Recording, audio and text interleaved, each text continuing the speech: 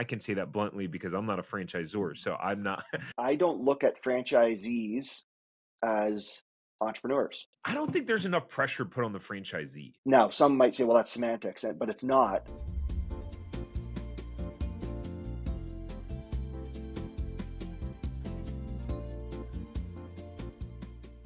I think what a lot of people don't realize, I think it's something that frustrates me, is everyone's looking for the shiny pill and short term, success. And the reality is, and what I tell folks typically is that, it takes about 3 years for your business to reach maturity, really, in like any business overall. Like some people get ramped up, maybe in the first year or two. I tell people, the objective is you want to be able to break even and be able to get to some sort of profitability. Year one obviously depends on the business, but yeah, it's interesting to me how short-sighted folks can be. Tony Robbins is famous for kind of saying most people overestimate what they can do in 1 year and underestimate what they can do in 5 or 10.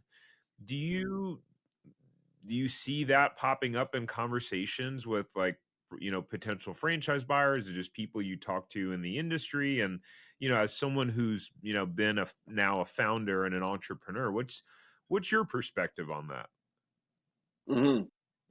Yeah, I think with my experience today, if I were to look at becoming, if I go down this path of what if I were looking to become a franchisee of a brand, I would spend a lot of time on the item 19 and on the financial projections, so long as the business was at a stage where I thought that that data was relevant.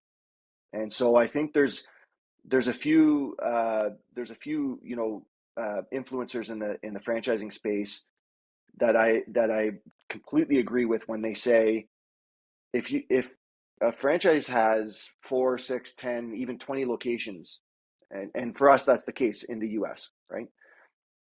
You are an early adopter if you're coming in, and as an early adopter of the brand, you have to expect that there is no item 19, and if there was one, it would probably be very basic. And but you do have this opportunity to shape how the brand grows in the country, and B, you have a huge opportunity to shape what your financial projections look like. If you want to get into a brand where everything's been sorted out, you have an item 19, you have the financials over the course of 100 restaurants, let's say, to tell you exactly how it should perform, you're probably going to be paying, in the high, six digits uh, just to get up and running. You're probably looking at not you said 3 to 3.5 years to see your business mature. In some of those brands, like quick serve restaurants, you're seeing the not only maturity, but you actually aren't even seeing break even until 3.5 to 4 years. For us, we'd love to see you breaking even within a couple of months, right? And now that could be looked at as a projection. It's not. I mean, it's that your break even is going to be dependent on what you spend on marketing and how many vehicles you put on the road in the beginning. And we're very much a consultative approach versus a mandated approach to how this works. So we're going to give you lots of, you must do this, this, and this, as a franchise should do, but we provide a significant amount of autonomy. So I think when it comes back to, what am I seeing?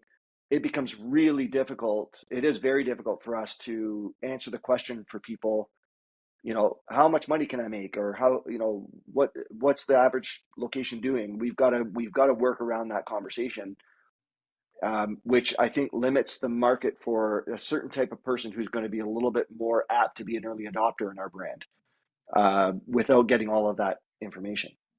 Yeah. I feel like this is something that's swept under the rug a bit in the franchise space, which is, from a franchise buyer's perspective, obviously they want to do their due diligence and see that the model has been proven, that the model has worked.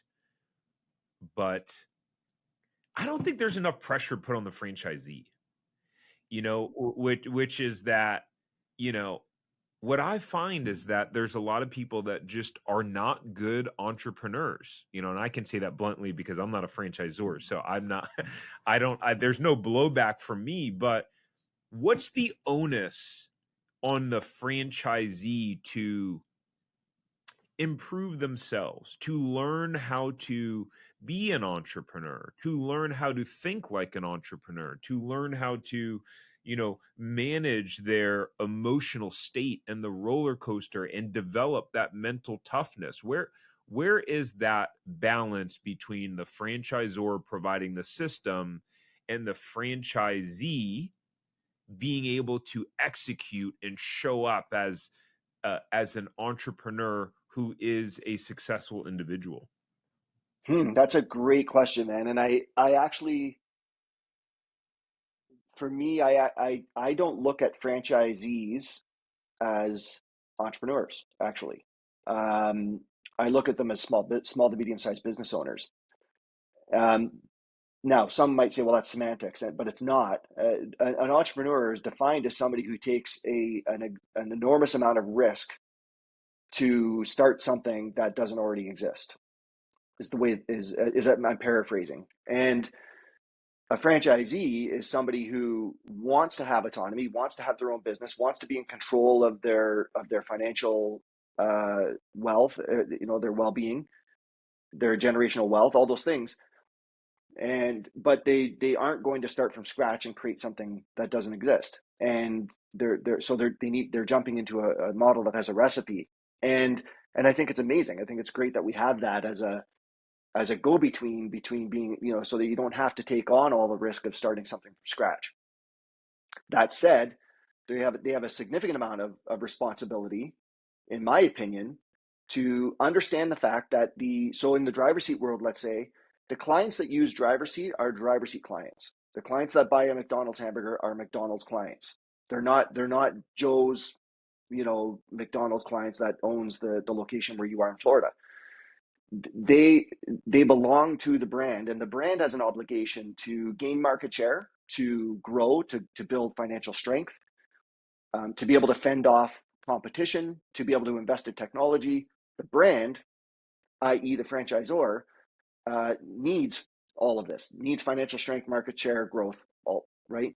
The obligation for the franchisee is to understand where they fit into that. So if a franchisee's growth is stagnant and they're happy with mediocre or even less than mediocre performance, that's not good enough. And so when I talk to a lot of people in the franchising space, franchisors primarily, that are, they use language like we're focused on franchisee profitability and supporting franchisees and training and coaching and encouraging. Well, so are we. That's actually part of that's the cost of entry to me. You have to be the best at support, the best at coaching, the best at mentoring, the best at all the things, but you also have to hold your franchisees accountable to the overall performance of the brand. And as a result of that, they achieve profitability.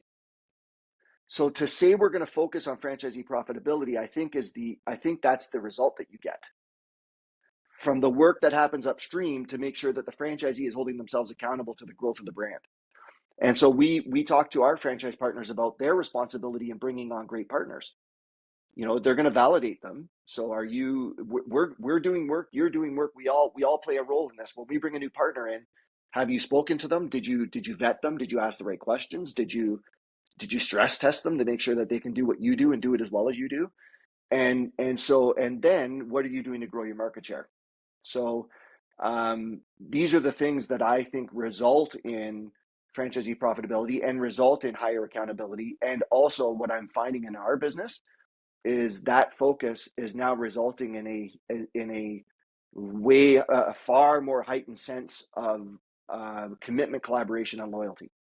If you enjoyed this short clip from the podcast, you can check out another short clip right here.